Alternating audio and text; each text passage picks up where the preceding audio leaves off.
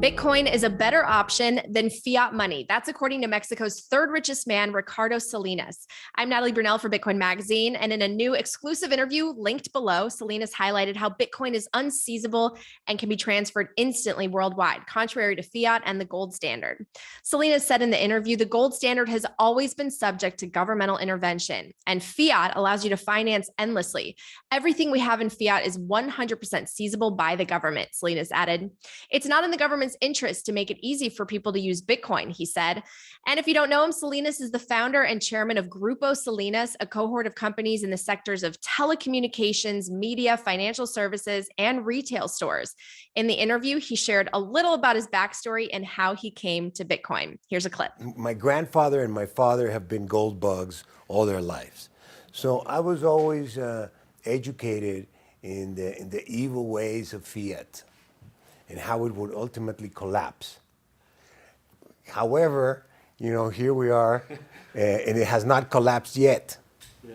And as a matter of fact, gold has been underperforming.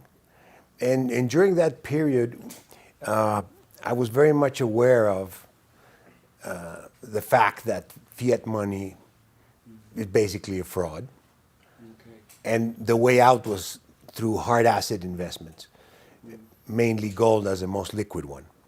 However, this new thing comes up, it's Bitcoin, and at first it becomes a toy, and then it becomes a real asset with a value that you can trade it, and people are willing to buy it and sell it. Yes. So naturally it attracted my attention, a few years ago, and then we did really well on that investment, so of course you want to come back for more, right? Yes.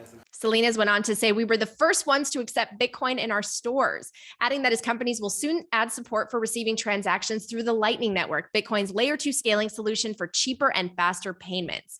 When asked what people should focus on as they start learning about Bitcoin, Salinas said gaining good foundational knowledge about the history of money and fiat currency will help people understand the value proposition of Bitcoin. And he gave a nice little shout out to Seyfeddy Nammouz for his books, The Bitcoin Standard and The Fiat Standard. A lot of confusion regarding money, in general. And people don't understand how money became money. What is money? What's the difference between money and credit? I mean, it gets complicated.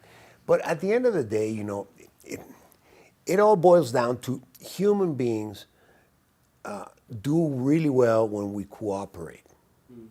When we work together, the human species do well, all right? That's why we've become the dominant species in the world. We cooperate. Now, cooperation necessarily means division of labor and specialization. It's an inevitable corollary of cooperation is division of labor and specialization. And that must bring trading, one thing for another. And trading, when it starts as barter, is very difficult because, I have to trade you my skins for your grain and his coal for what you want. Yeah, exactly.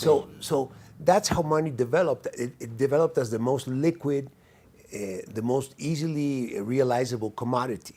Yeah, the most marketable good. Most marketable good. Now, Salinas elaborated that Bitcoin is a better money than fiat and gold because it brings additional qualities. While gold is hard to transport and hard to store, and the gold price has been manipulated quite easily by central banks around the world, Bitcoin comes in as a new asset that is unseizable, harder to manipulate, and it's a better asset as you can sell it easier and you can transport it and store it basically for free. Salinas also discussed how governments could make it very easy for people to hold and transact in Bitcoin, but that would, of course, remove the government's power over money, so they aren't in favor of the technology, and people are largely finding it on their own. So what, is Bitcoin difficult for people to have? Not really. You don't have to buy a whole Bitcoin at $35,000, right?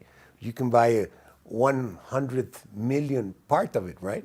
Yeah, exactly. So in theory, people could buy 1,000 pesos, $20, $50, $100, and store it, keep it. Now, Salinas cautioned investors seeking a quick way to make money that he sees Bitcoin as a long-term investment, akin to a savings account. I think it's a good investment, but if you think you're going to turn a quick buck in the next 30 days, I wouldn't recommend that kind of investment. Yeah. Right? I mean, that's what the critics now say. You know, you say, well, Bitcoin has been a store of value. Now see what happened. Can it be a store of value with that kind of volatility? But you would say it's really important to have this long-term view, you know, on the asset itself. Well, last year it was 10,000, right? Yeah. And now it's 30,000. So long-term 1 year is not like a big deal, right? Just happens to be it went to 66 or whatever, Yeah, and then it came down.